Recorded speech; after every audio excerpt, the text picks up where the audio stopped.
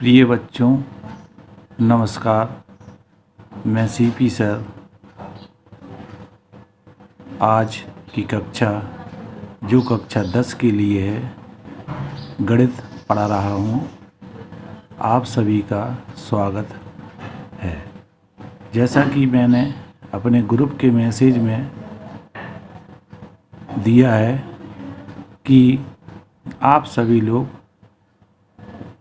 upmsp.education.in की site पर जाकर कक्षा 10 की NCERT की गणित की किताब को डाउनलोड कर लीजिए।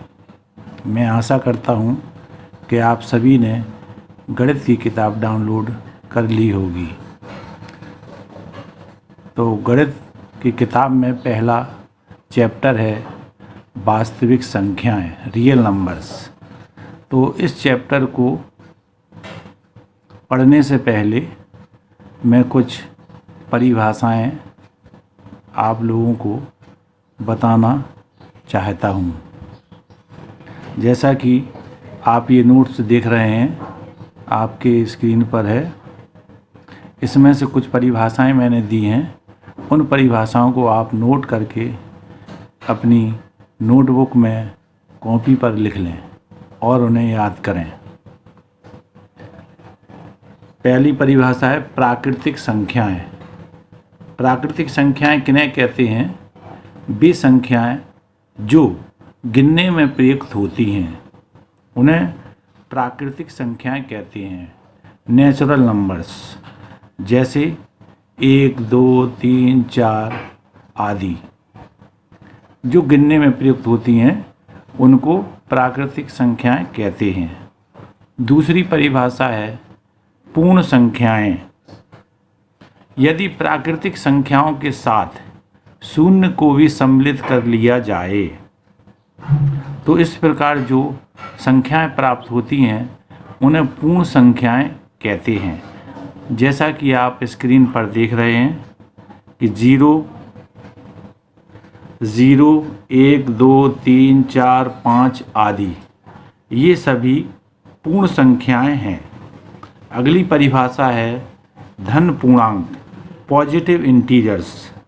धन पूर्णांक किन्हें कहा जाता है? वे सभी धनात्मक पूर्ण संख्याएं। पूर्ण संख्याओं को धन पूर्णांक कहा जाता है। 1, 2, 3, 4। ऋणात्मक पूर्णांक वे सभी ऋणात्मक पूर्ण संख्याएं को जो है हम ऋणात्मक पूर्णांक कहते हैं। ऋण 1, ऋण 2, ऋण 4, ऋण 5 आदि ये आपकी जो है ऋणात्मक पूर्ण संख्याएं हो गई हैं। अब है पूर्णांक। तो सभी धन पूर्णांक, सभी ऋणात्मक पूर्णांक तथा शून्य को मिलाकर प्राप्त हुई संख्या को हम पूर्णांक कहते हैं। इसे जेड से प्रदर्शित करती हैं। अब इस पे हमारा ध्यान नहीं होना चाहिए। किससे प्रदर्शित करती हैं? 0 धनात्मक पूर्ण संख्या, ऋणात्मक पूर्ण संख्याओं को मिलाकर पूरा पूर्णांक कहलाता है।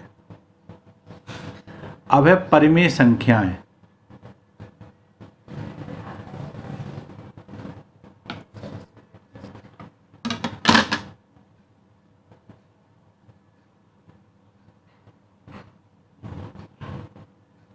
परिमेय संख्याएं,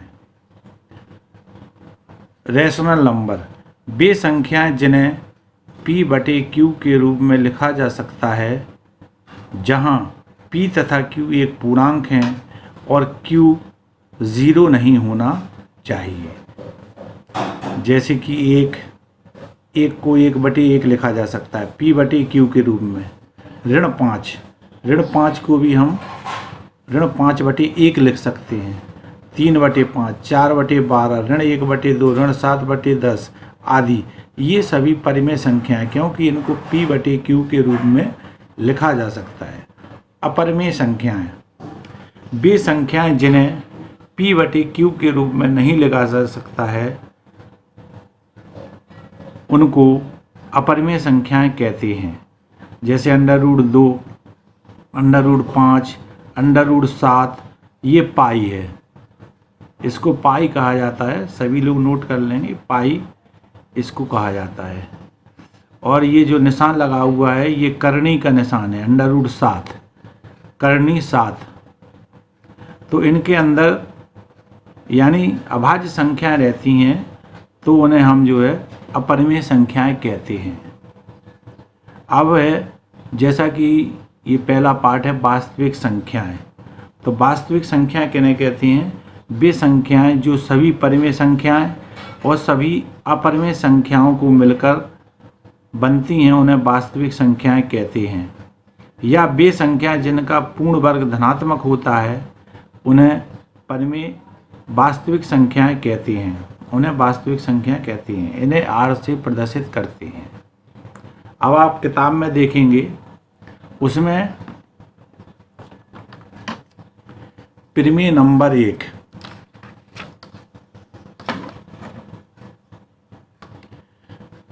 परिमेय नंबर 1 है 1.1 जिसका नाम है यूक्लिड विभाजन परिमेयिका। यूक्लिड विभाजन परिमेयिका क्या होती है कि जब एक धन पूर्णांक a को, कोई भी एक पूर्णांक है, धन पूर्णांक संख्या है, किसी अन्य धन पूर्णांक p से विभाजित करने पर भागफल q और शेषफल r होता है, जहां r या तो 0 होता है या b से कम होता है, तो इसको इस प्रकार से लिखा जा सकता है जहां r का मान 0 और b के बीच में होता है। यहाँ पर a बड़ा होना चाहिए b से। अगर a बड़ा है b से तो इसको इस रूप में लिखा जा सकता है a बराबर BQ प्लस R। तो इसको कैसे लिख सकते हैं हम? जैसे a इसको कहा जाता है यूक्लिड विभाजन परिमेयिका, इसका नाम है यूक्लिड विभाजन परिमेयिका।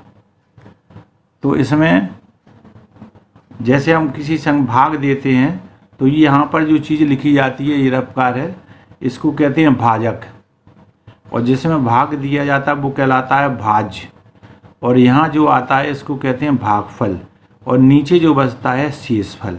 तो इसी के द्वारा ये यूक्लिड विभाजन परिमेयिका बनाई गई है।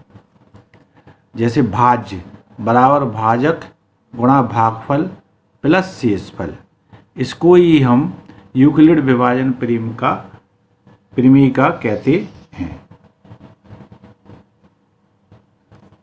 अब यूक्लिड विभाजन एल्गोरिथम यानी इसके द्वारा ये HCF ज्ञात करने की एक विधि है। HCF माने मासा, महत्तम समावर्तक, और HCF का फुल फॉर्म है हाईएस्ट कॉमन फैक्टर।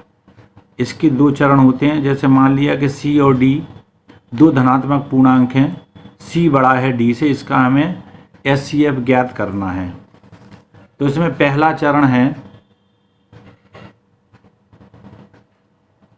पहले चरण के लिए हम C और D में यूक्लिड विभाजन परिमेयिका का प्रयोग करते हैं, जहाँ से हमें Q तथा R प्राप्त होता है। तो इसको हम यूक्लिड विभाजन परिमेयिका के द्वारा इस रूप में लिख सकते हैं। यानी ये है हमारा भाज्य, ये भाजक, और जो भागफल आया उसका गुणा प्लस R का मान यू हमारा भाजक है और 0 के बीच में होना चाहिए। चरण 2, यदि R बराबर 0 है तो D पूर्णांकों C तथा D का HCF है, और यदि R बराबर 0, शेषफल 0 नहीं आ रहा है, तो D तथा R में फिर यूक्लिड विभाजन का प्रयोग करते रहते हैं। चरण 3 में चरण 2 वाली प्रक्रिया को तब तक जारी रखते हैं जब तक कि शेषफल 0 नहीं प्राप्त हो जाता है। इस स्थिति में प्राप्त भाजक ही पूर्णांक C तथा D का मासा यानी HCF होता है। जैसे कि मैं उदाहरण आपको ये समझा रहा हूँ। मान लीजिए हमें 12 और 15 का HCF ज्ञात करना है, तो इसमें बड़ी कौन सी संख्या है? 15। 15 बड़ा है 12 से, ये बड़ा का निशान होता है। जिस तरफ ये मुंह खुला रहता है वो संख्या बड़ी होती है, और जिस तरफ नॉक होता है वो संख्या छोटी होती है। तो इसमें A बराबर 15 और B बराबर 12 हो गया। तो ये रफकार हम यहाँ पर कर रहे हैं। रफकार आप सभी लोग देख रहे हैं कि 12 में 12 का भाग 15 में दिया, 12 एकम 12, यहाँ बचा शेषफल 3। ये इससे कम होना चाहिए, शेषफल को भाजक से कम होना चाहिए।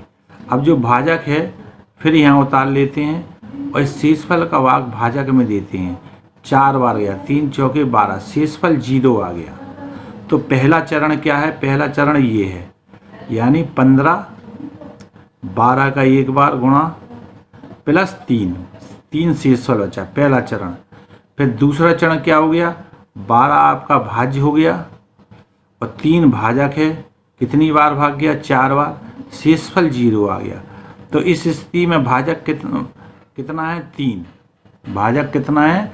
3। तो यही जो है 12 तथा 15 का मासा होगा।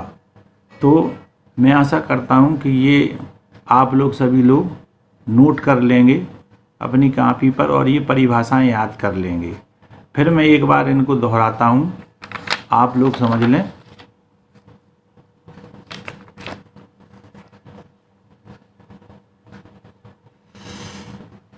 सबसे पहले आप लोगों को किताब डाउनलोड करना है ताकि सारी चीज़ें समझ में आ जाएं, और वो www.upmsp.education.in पर जाके आप NCERT कक्षा 10 की किताब को डाउनलोड कर सकते हैं। तो वास्तविक संख्या पहला पार्ट है आपका, वास्तविक संख्याएं। उसको पढ़ने से पहले मैंने आपको बताया कि कुछ परिभाषाएं जो है आप लोगों को लिखना है, नोट करना है और समझना है। पहला है प्राकृतिक संख्याएं समझना चाहिए। किसे कहते हैं प्राकृतिक संख्याएं? प्राकृतिक संख्याएं उन्हें कहा जाता है जो गिनने में प्रयुक्त होती हैं, गिनती 1 2 3 4 5 6 7 8 9 आदि। तो ये जो है नेचुरल नंबर कहलाते हैं। दूसरा है पूर्ण संख्याएं। यदि प्राकृतिक संख्याओं में शून्य को सम्मिलित कर लें, ये शून्य को सम्मिलित किया गया है, तो ये पूर्ण संख्याएं कहलाती हैं। फिर है धन पूर्णांक। सभी धन पूर्ण संख्याओं को धन पूर्णांक कहा जाता है। ऋण पूर्णांक, जिसमें ऋण का चिन्ह लग जाए, यानी सभी संख्याओं में ऋण का चिन्ह लग जाए तो उसको ऋण पूर्णांक कहा जाता है। पूर्णांक किसे कहते हैं? पूर्णांक उसे कहते हैं, धन पूर्णांक और ऋणात्मक पूर्णांक और शून्य मिलाकर जो संख्याएं प्राप्त होती हैं उसको पूर्णांक कहा जाता है। जैसे 0 1 2 3 4, ऋण 1 ऋण 2 ऋण 3 ऋण 4। तो ये जो है, ये समूह जो है पूर्णांक का कहलाता है। परिमेय संख्याएं, वे संख्याएं जिन्हें p/q के रूप में लिखा जा सकता है, जहां p तथा q एक पूर्णांक है। पूर्णांक का मतलब ये ऋण भी हो सकती है और धन भी हो सकती है, लेकिन जो बटे q में है उसका मान 0 नहीं होना चाहिए, 0 नहीं होना चाहिए। इसको q से प्रदर्शित करते हैं, जैसे 1 ऋण 5 3/5 4/12 ऋण 1/2 ऋण 7/10 आदि।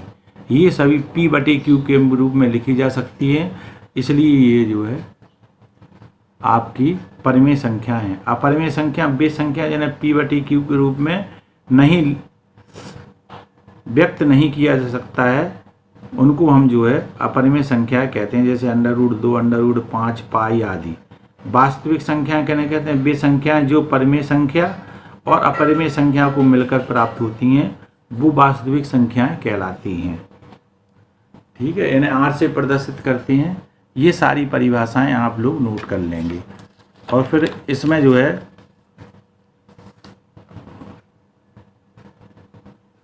अब परिमेय नंबर 1.1 है। इसमें यूक्लिड विभाजन परिमेय का इसका नाम है। जब किसी एक धन पूर्णांक को अन्य धन पूर्णांक से भाग किया जाता है तो उसमें भागफल आता है और शेषफल आता है, जहां शेषफल r या तो शून्य होता है या b से कम होता है, यानी b माने भाजक से कम होता है। तो इसको इस रूप में हम लिख सकते हैं, a बराबर bq प्लस r, जहां r का मान शून्य और b के बीच में है। तो इसको ही हम यूक्लिड विभाजन परिमेय का कहते हैं। तो यहाँ पे जो है इसको जो है, जैसे हम पिछली कक्षाओं में भी पढ़ चुके हैं कि भाज्य बराबर होता है भाजक गुणा भागफल प्लस शेषफल। यही जो है यूक्लिड विभाजन परिमेय का है। यानी जैसे हम रब में आप देखें यहाँ पे ये भाग दिया गया है भाज्य ये कहलाता है, जो यहाँ पे संख्या लिखी रहती है, और जिसका भाग देते हैं भाजक कहलाता है। जो यहाँ पे उत्तर आता है वो भागफल रहता है, और नीचे जो बचता है वो शेषफल रहता है। तो अब इसके बाद अगला हेडिंग है यूक्लिड विभाजन एल्गोरिथम। एल्गोरिथम माने एक प्रक्रिया है, विधि है, चरण, तो उसको एल्गोरिथम कहते हैं। यह जो है दो संख्याओं का मासा ज्ञात करने की विधि है, एचसीएफ ज्ञात करने की विधि है। इस चैप्टर में एचसीएफ लिखा रहेगा, मासा नहीं लिख रहे हैं, लिख भी देते हैं। जैसे पहली विधि है कि सी और डी दो धनात्मक पूर्णांक हैं जिनका हमें एचसीएफ ज्ञात करना है, सी बड़ा है डी से। तो पहला चरण है कि सी और डी के लिए यूक्लिड विभाजन प्रेमिका का प्रयोग करते हैं। ये सी बराबर डी क्यू प्लस आर, जहाँ डी भाजक है और क्यू भागफल है प्लस आर शेषफल है, और ये भाज्य है। तो यहाँ पर दूसरे चरण में यदि आर बराबर 0 है तो जो डी का है वो इनका एचसीएफ हो जाएगा। यदि 0 नहीं है तो डी और आर के लिए फिर से यूक्लिड विभाजन प्रेमिका का प्रयोग करते हैं। और चरण 3 में, चरण 2 वाली प्रक्रिया जब तक करते जाते हैं जब तक कि शेषफल शून्य ना आ जाए। इस स्थिति में प्राप्त भाजक ही सी और डी का एचसीएफ होता है। जैसे उदाहरण में मैं आपको समझा रहा हूँ, ये उदाहरण है। जैसे 12 और 15 का एचसीएफ ज्ञात करना है, तो इसमें हम देखते हैं कौन सी बड़ी संख्या है कौन सी छोटी है। तो 15 बड़ी है और 12 छोटी है। ए बराबर 15, बी बराबर 12। अब इसमें रफ्कार थोड़ा हम कर लेते हैं। ये 12 का भाग 15 में दिया, 12 एकम 12 आया, शेषफल 3 आई। अब 3 शेषफल इससे छोटा है, इसलिए इसको 12 को यहाँ लिख लेंगे भाजक को, फिर 3 का भाग 12 में देंगे, 3 चौके 12, शेषफल 0 आया। तो पहला स्टेप क्या हुआ हमारा, इसको चरण, पहला चरण कहेंगे 15 भाज 12 गुणा 1 प्लस 3। तो यहाँ पर जो है आर का मान 0 नहीं है, इसलिए चरण दूसरा करेंगे। तो ये दूसरा चरण किया, ये दूसरा चरण आ गया 12, और ये 3 को 4 बार गया तो ये 12 हो गया, और शेषफल 0 आ गया। अब ये यहाँ पे आर 0 हो गया, तो जो भाजक कितना है हमारा 3, भाजक ही इसका मासा हो जाएगा। ये ध्यान रखना है कि जो भाजक है, जो भाजक आप दे रहे हैं यही जो है मासा रहता है आखिरी में, ठीक है।